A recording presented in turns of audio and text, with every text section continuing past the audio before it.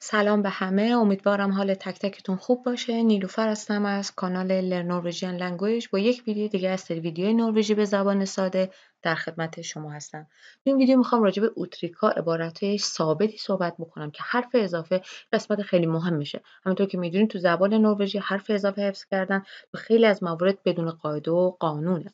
و فقط با حفظ کردن این عبارت ها میتونید به خودتون کمک بکنید که نروژی رو خیلی سریعتر یاد بگیرید. تو این ویدیو میخوام یک عبارت فیکس شده که به معنی چک کردن یک موضوعی هست و با حرف اضافه ام به شما توضیح بدم. خب این عبارت چه عبارتی؟ اوسه ام نوعه. ببینید اوسه ام حرف اضافه است که اوسه ام به معنی چک کردن یک چیزی هستش. مثالمون دقت کنید.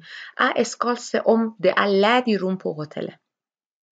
من میخوام چک بکنم ببینم اتاق خالی هست یا نه. عبارت ثابت اوسه به معنی چک کردن هست و دقت بکنید که اوسه به معنی نگاه کردن هستش ولی وقتی میاد به معنی چک کردن معنی میده.